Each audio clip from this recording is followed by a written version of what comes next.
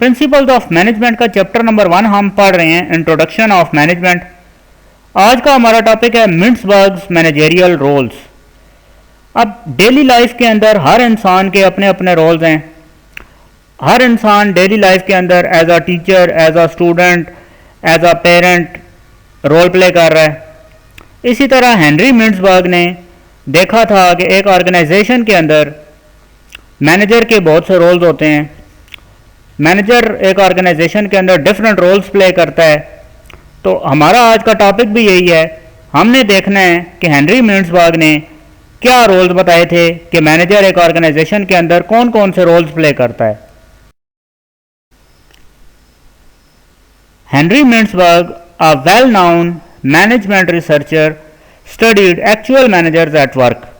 Henry Mintzberg ने actual जो managers organisation के अंदर काम कर रहे होते हैं उनके ऊपर रिसर्च की थी और चेक किया था कि मैनेजर्स ऑर्गेनाइजेशन के अंदर कौन कौन से रोल्स प्ले करते हैं। In his first comprehensive study, Mintzberg concluded that what managers do can best be described by looking at the managerial roles they engage in at work. Managers जो organization के अंदर काम करते हैं वो बेस्ट डिस्क्राइब किया जा सकता है उनके रोल्स के थ्रू, जो रोल्स मैनेजर प्ले करता है। तो हेनरी मिंट्सबर्ग ने जो मैनेजर रोल्स प्ले कर रहा होता है ऑर्गेनाइजेशंस के अंदर उनको स्टडी किया था। अब इससे पहले कि हम मिंट्सबर्ग मैनेजरियल रोल्स की तरफ जाएं, जो हमारा मेन टॉपिक है, एक टर्म यूज हो रही है मैनेजरियल रोल्स, उसको समझना ज़रूरी है। तो उसको देखते हैं कि मैनेजरियल रोल्स होते क्या हैं। The term managerial roles refers to specific actions और behaviours expected of and exhibited by a manager. Managerial roles वो एक्शंस हैं, वो बिहेवियर्स हैं जो एक ऑर्गेनाइजेशन मैनेजर से एक्सपेक्ट कर रही होती है। When describing what managers do from a Rolls perspective, we are not looking at a specific person but at the expectations and responsibilities associated with a person in that role. अब यहाँ पे आपने जो words देखे हैं, expectations and responsibilities, यही वो managerial roles हैं, वही जो मैनेजर्स की जिम्मेदारियाँ हैं।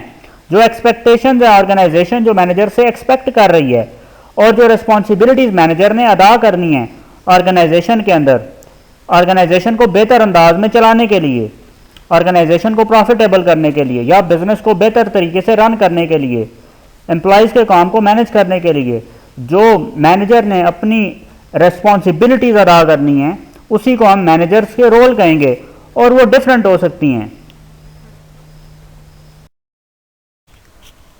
हेनरी मिंट्सबर्ग ने मैनेजर्स की 3 बेसिक टाइप्स बताई।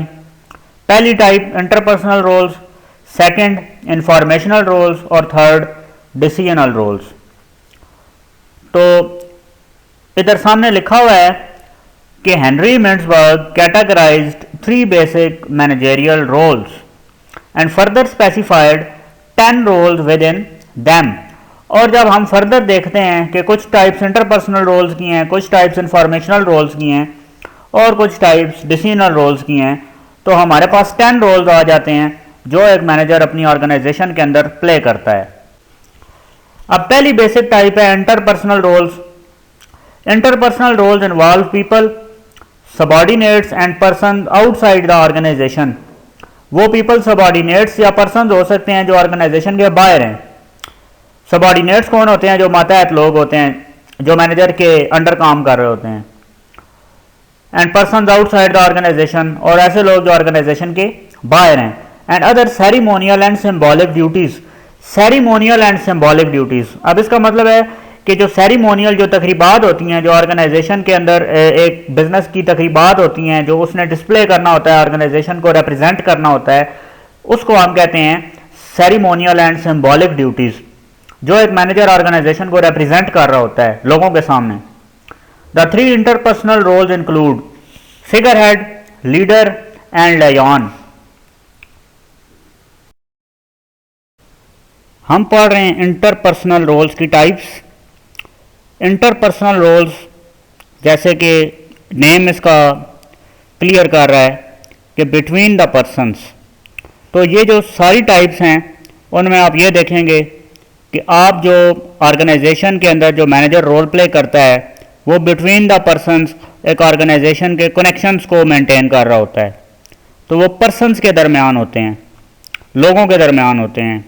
ऑर्गेनाइजेशन को लोगों के सामने रिप्रेजेंट करना, इसी को हम कहते हैं इंटरपर्सनल रोल्स। तो यही हमारी आगे टाइप्स हैं इंटरपर्सनल रोल्स की। पहली टाइप हम देख लेते हैं। इंटरपर्सनल रोल्स की पहली टाइप है figurehead. Figure head role involves performing symbolic और ceremonial acts like presiding over ribbon cutting ceremonies or award ceremonies and making public appearances on behalf of the organization. Figure head role एक organization का front man समझ लें, जो कि ceremonies के अंदर या अवार्ड सेरेमनीज़ के अंदर, रिबन कटिंग सेरेमनीज़ के अंदर अपने आप को ऑर्गेनाइजेशन के बिहाफ पे रिप्रेजेंट कर रहा होता है। उस रोल को हम कहते हैं figure head role. This role focuses on creating and maintaining a positive image or perception of the figurehead and his or her organization. Manager अपने आप की और ऑर्गेनाइजेशन की एक पॉजिटिव इमेज को मेंटेन करने की कोशिश करता है। ना सिर्फ मेंटेन करने की कोशिश करता है बल्कि क्रिएट करने की भी कोशिश करता है। ऑर्गेनाइजेशन की और अपने आप की एक पॉजिटिव इमेज शो करने की कोशिश करता है। सेरेमनीज़ के अंदर, रिबन कटिंग सेरेमनीज़ के अंदर, अवार्ड सेरेमनीज़ के अंदर या दूसरी तकरीबात के अंदर। इसके एग्जांपल्स हम देख लेते हैं। Managers in the figure head role attend social event where they promote their company. अब पहली एग्जांपल बहुत ही सिंपल है, जैसा कि हमने ऊपर भी देखा है। तो एग्जांपल में भी वही लिखा हुआ है कि एक सोशल इवेंट है कोई भी, उसके अंदर मैनेजर अपने आप को कंपनी के बिहाफ पे रिप्रेजेंट कर रहा है और कंपनी को प्रमोट करने की कोशिश कर रहा है। Second example, greeting a potential business client and giving a tour. एक बिजनेस का क्लाइंट आता है, मैनेजर उसको वेलकम करता है और उसको कंपनी का टूर करवाता है, तो वो भी कंपनी को रिप्रेजेंट कर रहा है उस क्लाइंट के सामने, तो वो भी उसका फिगर हेड रोल है। नेक्स्ट टाइप इंटरपर्सनल रोल्स की जो है वो है leader. Manager as a leader organization के अंदर रोल प्ले करता है। इसको पढ़ लेते हैं। The role of leader involves managers interacting with subordinates. अब इस रोल के अंदर मैनेजर ने क्या करना है? अपने सबॉर्डिनेट्स के साथ इंटरेक्ट करना है, राब्ता करना है या उनके साथ कनेक्ट करना है। सबॉर्डिनेट्स कौन होते हैं? जो लोग मैनेजर के अंडर काम कर रहे हैं, जो मैनेजर के साथ एक ऑर्गेनाइजेशन के एम्प्लॉइज हैं और उस मैनेजर के अंडर काम कर रहे हैं, वो उस मैनेजर के सबॉर्डिनेट्स कहलाते हैं। It involves functions related to both leading and managing people such as motivating, coaching, directing, training, counseling. Manager leading भी करता है, मोटिवेटिंग भी करता है, कोचिंग भी करता है, डायरेक्टिंग भी करता है और ट्रेनिंग भी देता है और काउंसलिंग भी करता है। ये सब लीडर क्वालिटीज़ हैं। ये सब क्वालिटीज़ एक लीडर की क्वालिटीज़ हैं, इसीलिए आप इसको लीडरशिप रोल के अंदर बता रहे हैं। अब एग्जांपल्स देख लेते हैं। A manager sets goal for the team and communicates his expectations ensuring that people understand them. He monitors their progress and provides feedback and resources if needed.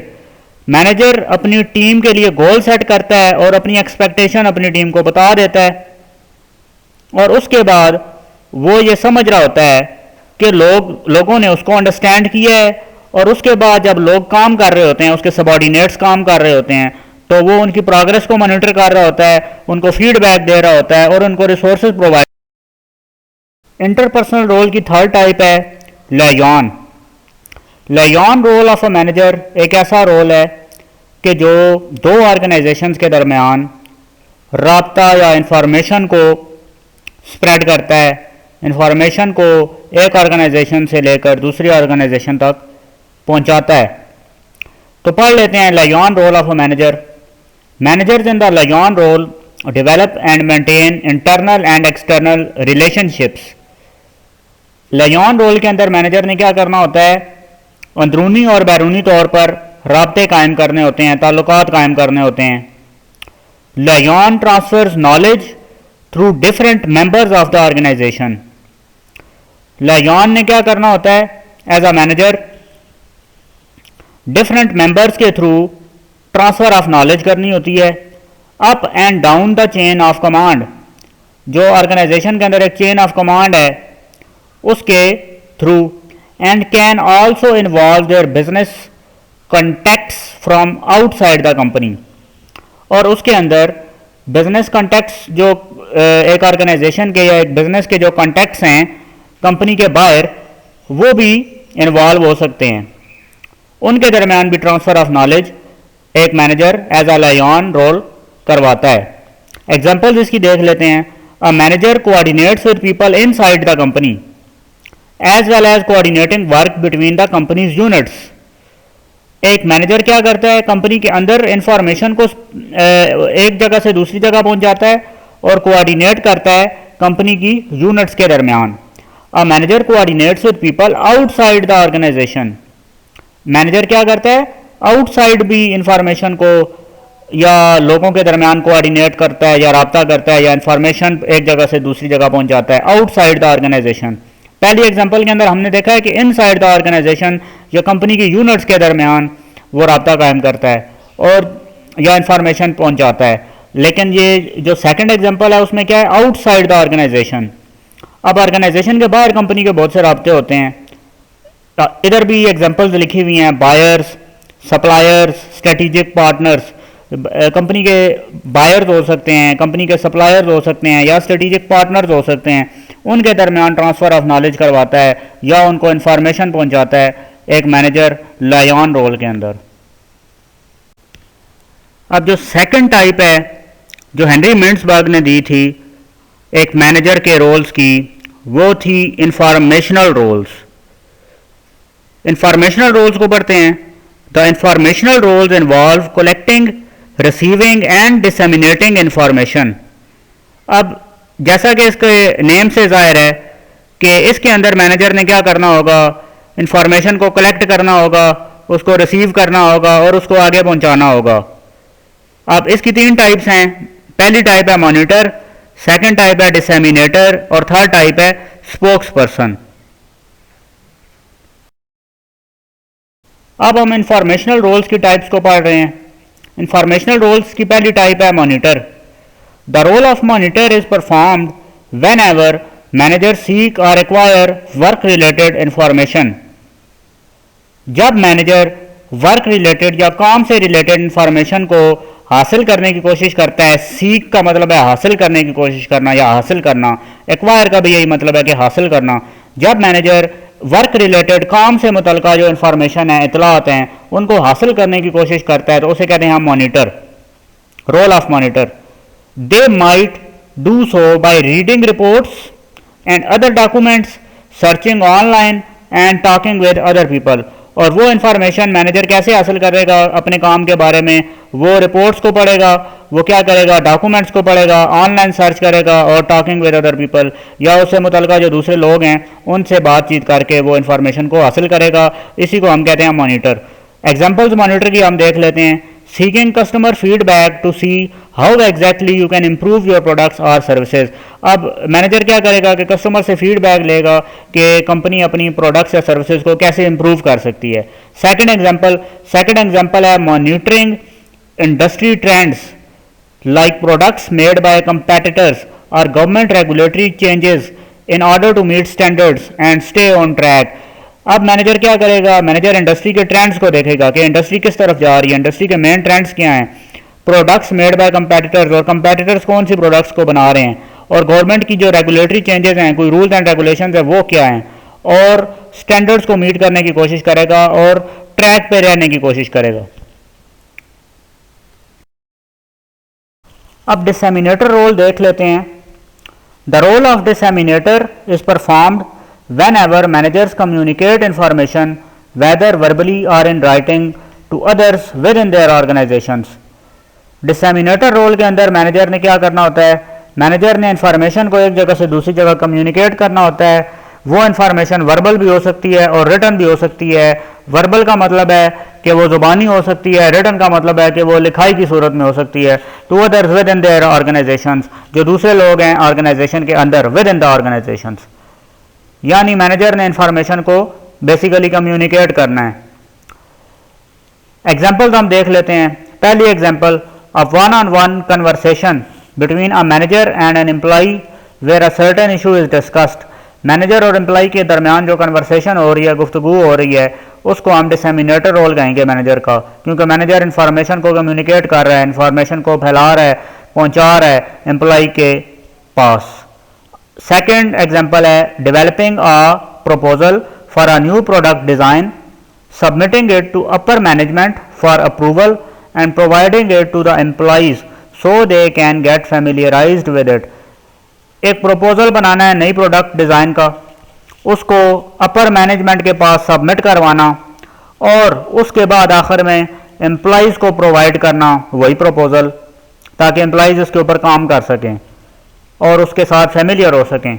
इसको भी हम डिसेमिनेटर रोल कहेंगे। यानी मैनेजर क्या कर रहा है, इंफॉर्मेशन को डिसेमिनेट कर रहा है, पहुंचा रहा है एम्प्लॉइज़ तक। तो ये मैनेजर का रोल एज अ डिसेमिनेटर होगा एक ऑर्गेनाइजेशन के अंदर। अब देखते हैं कि मैनेजर का स्पोक्स पर्सन रोल क्या है। स्पोक्स पर्सन का क्या मतलब है? स्पोक्स पर्सन का मतलब है तर्जमान। मैनेजर अपनी ऑर्गेनाइजेशन का तर्जमान होता है, यानी अपनी ऑर्गेनाइजेशन का पैगाम अपनी ऑर्गेनाइजेशन के बाहर पहुंचाता है।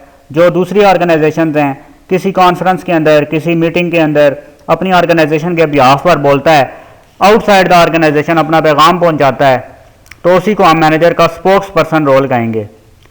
The spokesperson role involves manager communicating the information again whether verbally और in writing to other outside the organisations. Manager ने अपनी ऑर्गेनाइजेशन का पैगाम कम्युनिकेट करना है ऑर्गेनाइजेशन के बाहर, बेशक वो पैगाम रिटन हो या वर्बल। इसको हम कहेंगे स्पोक्स पर्सन रोल। जैसे हर मुल्क का अपना स्पोक्स पर्सन है जो उस मुल्क का पैगाम एक मुल्क से दूसरे मुल्क को पहुंचाता है और उस मुल्क के बिहाफ पर बोलता है, तो मैनेजर भी अपनी ऑर्गेनाइजेशन के बिहाफ पर बोलता है आउटसाइड द ऑर्गेनाइजेशन, किसी भी कॉन्फ्रेंस के अंदर, किसी भी मीटिंग के अंदर, किसी दूसरे डिवीजन लीडर्स के सामने अपनी ऑर्गेनाइजेशन का, अपनी डिवीजन का पैगाम, अपनी डिवीजन का जो इन्फॉर्मेशन है वो पहुंचाता है। उसको हम स्पोक्स पर्सन रोल कहेंगे। एग्जाम्पल्स हम देखते हैं। A manager speaks on behalf of the company at a conference. वही एग्जाम्पल है कि मैनेजर ने एक कॉन्फ्रेंस के अंदर अपनी कंपनी के बिहाफ पर जब बोलना है तो वो रोल उसका स्पोक्स पर्सन रोल है।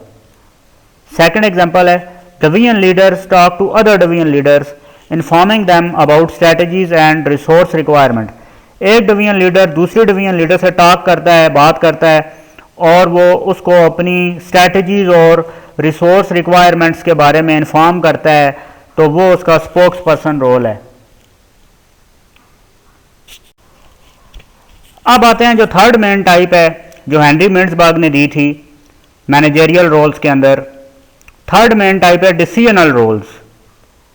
डिसीजनल रोल्स, जैसा कि डिसीजन का क्या मतलब है, फैसला लेना, तो डिसीजनल रोल्स के अंदर मैनेजर फैसला ले रहा होता है। तो इसको पढ़ते हैं। Finally the decisional roles entail making decisions और चॉइसेस। मैनेजर डिसीजंस ले रहा होता है या चॉइसेस मेक कर रहा होता है, चॉइसेस ले रहा होता है। These roles include entrepreneur, disturbance handler, resource allocator, negotiator. अब ये चारों रोल्स हैं, इनके अंदर मैनेजर फैसला ले रहा है। वो किस तरह ले रहा है वो आगे हम जाके पढ़ते हैं। अब डिसीजनल रोल्स की पहली टाइप को देखते हैं जो है एंटरप्रेन्योर। एंटरप्रेन्योर रोल्स के अंदर मैनेजर क्या करता है, मुख्तलिफ किस्म के फैसले लेने की कोशिश करता है, न्यू आइडियाज़ को इम्प्लीमेंट करने की कोशिश करता है, बिजनेस को इम्प्रूव करने की कोशिश करता है और क्या करता है कि जो एनवायरनमेंट के अंदर चेंजिंग कंडीशंस हैं उनको अडॉप्ट करने की कोशिश करता है और उसके बाद अपॉर्चुनिटीज़ का फ़ायदा उठाने की कोशिश करता है। तो यही लिखा हुआ है कि when managers perform this role, managers are coming up with and implementing new and innovative ideas to improve the business. Manager innovative और न्यू आइडियाज़ को इम्प्लीमेंट करता है ताकि बिजनेस को इम्प्रूव कर सके। अडॉप्ट टू चेंजिंग कंडीशन, जो environment में कंडीशंस चेंज हो रही हैं, जो हालात बदल रहे हैं, जो इम्प्रूवमेंट आ रही है, टेक्नोलॉजी की इम्प्रूवमेंट आ रही है, उसके साथ साथ अपने बिजनेस को भी इम्प्रूव करता है। And take advantage of the opportunities, और जो उसको मौके मिल रहे हैं उनसे फ़ायदा उठाने की भी कोशिश करता है। यानी मैनेजर क्या करता है, कारोबार को आगे से आगे बढ़ाने की कोशिश करता है एंटरप्रेन्योर रोल के अंदर। इसकी एग्जांपल्स को देखते हैं। A manager decides to use social media to increase sales.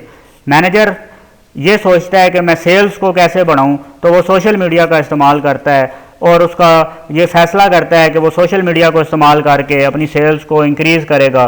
तो इसको हम एंटरप्रेन्योर रोल कहेंगे, क्योंकि वो कारोबार को आगे बढ़ा रहा है। Second example, a manager reorganises a weak department uses mergers और एक्विजिशंस। मैनेजर कैसे फैसला ले रहा है, मैनेजर मर्जर्स और एक्विजिशंस कर रहा है। ये भी एक बड़ा मेन फैसला होता है कि ऑर्गेनाइजेशन के अंदर के मर्जर्स करना, एक्विजिशंस करना, ये कोई छोटा फैसला नहीं है। मैनेजर एक वीक डिपार्टमेंट को मर्जर और एक्विजिशंस के थ्रू रीऑर्गेनाइज करने की कोशिश करता है, तो डिसीजंस ले रहा है। तो इसमें भी शो हो रहा है कि ये डिसीजनल रोल है एंटरप्रेन्योर, और कारोबार को मैनेजर आगे से आगे बढ़ाने की कोशिश कर रहा है। अब उसके बाद जो नेक्स्ट टाइप है वो है डिस्टर्बेंस हैंडलर रोल।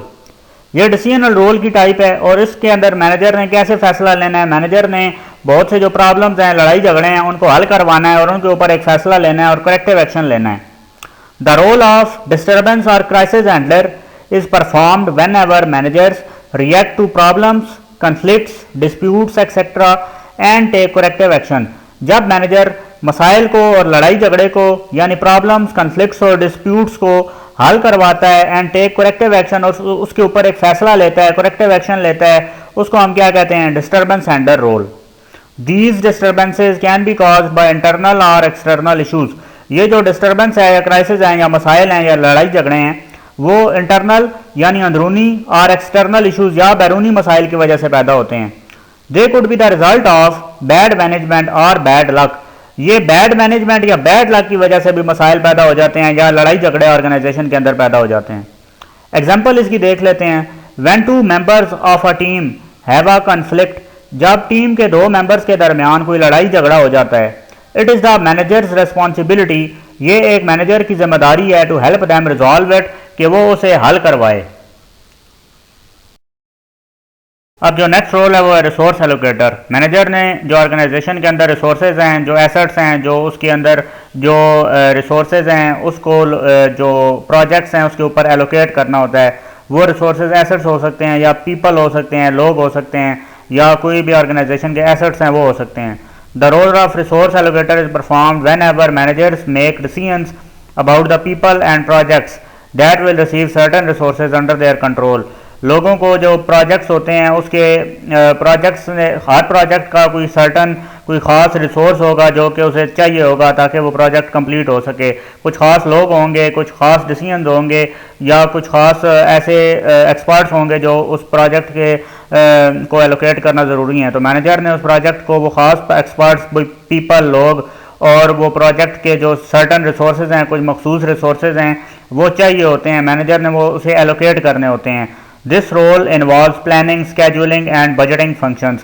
जो रिसोर्स एलोकेटर का जो रोल है उसके अंदर प्लानिंग आ सकती है, स्केड्यूलिंग आ सकती है और बजटिंग फंक्शंस, कोई पैसे वगैरह का जो बजट को एलोकेट करना है, कोई ख़ास प्रोजेक्ट को जितने पैसे चाहिए, कोई मनी चाहिए, कोई रिसोर्सेज चाहिए, पीपल चाहिए, एक्सपर्ट चाहिए, तो वो एलोकेट करने होते हैं। उसी को हम कहते हैं resource allocator role of a manager. Examples इसकी देख लेते हैं। A marketing manager divides funding between media advertising and promotions. एक जो मार्केटिंग मैनेजर है वो फंडिंग को, पैसे को डिवाइड करता है मीडिया एडवर्टाइजिंग और प्रमोशन के दरमियान। तो इसको हम रिसोर्स एलोकेटर कहते हैं, क्योंकि वो पैसा जो एक रिसोर्स है ऑर्गेनाइजेशन का उसको डिवाइड कर रहा है, उस फंडिंग को डिवाइड कर रहा है दो मुख्तलिफ डिपार्टमेंट्स के दरमियान। और resource manager distributes project workload across people. जो प्रोजेक्ट वर्कलोड है लोगों के दरमियान उसको एलोकेट करता है, कौन करता है, रिसोर्स मैनेजर। तो उस रोल को हम क्या कहेंगे, रिसोर्स एलोकेटर का रोल, क्योंकि मैनेजर बहुत से रिसोर्सेज को डिफरेंट डिपार्टमेंट्स के अंदर एलोकेट कर रहा है। अब जो आखिरी रोल है वो है negotiator. Managers participates in negotiations try to reach their goals. Negotiator क्या होता है? निगोशिएशन में इन्वॉल्व जो मैनेजर होता है, यानी बातचीत करता है, अंदरूनी और बैरूनी लोगों से बातचीत करने के रोल को निगोशिएटर का रोल कहते हैं। This managerial roles negotiating with external parties, जो एक्सटर्नल पार्टीज आती हैं, बिजनेस के क्लाइंट्स आते हैं, उनके साथ निगोशिएट करता है, गुफ्तगू करता है, उनके साथ मामलात को सेटल करता है, इसको हम निगोशिएटर का रोल कहते हैं। Where they represent the interest of their organization, अपनी ऑर्गेनाइजेशन के इंटरेस्ट जो हैं, जो फ़ायदे हैं, उसको सामने रखता है। As well as negotiating with internal parties, कुछ इंटरनल पार्टीज़ होती हैं जो ऑर्गेनाइजेशन के अंदर, उनके साथ भी मैनेजर ने निगोशिएट करनी होती है, बातचीत करनी होती है। सच एज अदर डिपार्टमेंट्स और टीम मेंबर्स, जो दूसरे डिपार्टमेंट्स हैं उसी ऑर्गेनाइजेशन के, उसी एक ऑर्गेनाइजेशन के बहुत से डिपार्टमेंट हैं, उनके दरमियान नेगोशिएशन, बातचीत के अमल को हम नेगोशिएटर का रोल कहते हैं, क्योंकि मैनेजर एक ही ऑर्गेनाइजेशन के डिफरेंट डिपार्टमेंट के अंदर नेगोशिएशन कर रहा है, बातचीत कर रहा है। और टीम मेंबर्स, या वो नेगोशिएशन एक टीम मेंबर्स के दरमियान भी हो सकती है, जो एक ही ऑर्गेनाइजेशन की टीम है और उसके डिफरेंट मेंबर्स हैं, उनके दरमियान कोई मसला चल रहा है तो उसको नेगोशिएट करवाता है एक मैनेजर।